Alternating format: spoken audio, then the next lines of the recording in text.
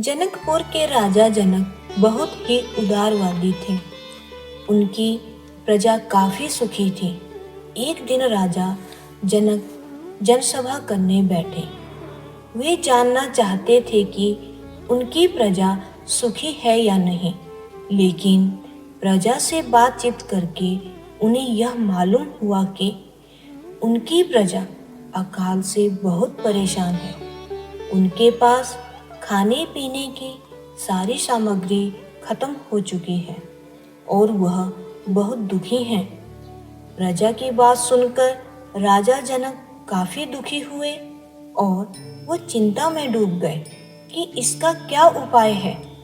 उनके दरबार के एक महर्षि ने उन्हें यह सलाह दी कि पहले एक यज्ञ करें, उसके बाद सोने का एक हल बनवाकर उस हल से खेत जोतें।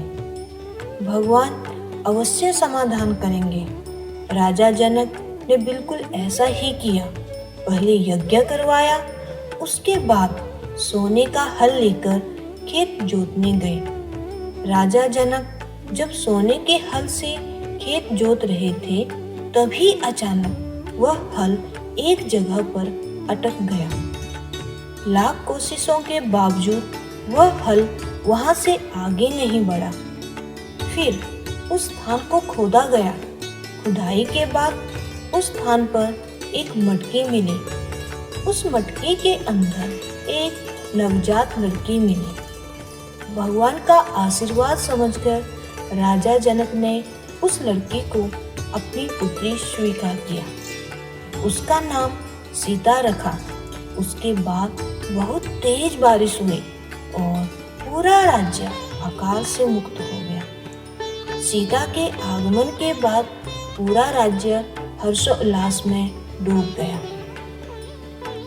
जंगल में महर्षि विश्वामित्र सिद्धि के लिए यज्ञ कर रहे थे, लेकिन अक्सर उनके यज्ञ को बाधित करने के लिए जंगल के राक्षस आ जाते थे और यज्ञ को रोक देते थे। वैसे तो महर्षि विश्वामित्र खुद ही सामर्थ थे इन राक्षसों का वध करने के लिए, मगर यज्ञ के नियमों के अनुसार वह किसी पर क्रोध या वार नहीं कर सकते थे। जब राक्षस उनके यज्ञ को रोक रहे थे, तब महर्षि विश्वामित्र ने उन्हें सचेत किया कि रुक जाओ, अभी भी समय है, वरना भगवान श्री राम तुम्हारा सर्वनाश कर देंगे। लेकिन राक्षसों को महर्षि विश्वामित्र की बातों का कोई फर्क नहीं पड़ा। उन्होंने यज्ञ को बाधित कर दिया। उसके बाद वहां से चले गए। दोनों राजकुमार बिना विलंब किए महर्षि के साथ चल दिए, बीहर और भयानक जंगलों की ओर। विश्वामित्र आगे आगे चल रहे थे, राम उनके पीछे थे। लक्ष्मण राम से 2 कदम पीछे अपना धनुष संभालते हुए चल रहे थे। जंगल पहुंचते ही राक्षसी ताड़का ने उन पर आक्रमण कर दिया।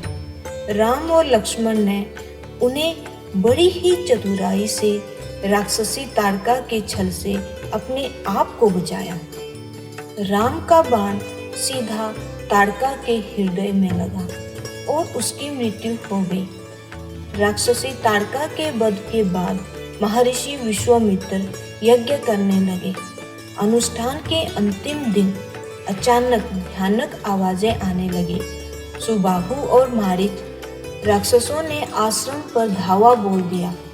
मारीच इसलिए भी क्रोधित था क्योंकि राम और लक्ष्मण ने उनकी मां का वध किया था। राम के बाण से सुबाहु मारा गया और मारीच मूर्छित होकर समुद्र किनारे दूर जाकर गिरा। होश आने पर मारीच अपनी जान बचाकर भाग गया। अंत में महर्षि विश्वामित्र का यज्ञ पूरा हुआ और जंगल को राक्षसों से मुक्ति मिल गई।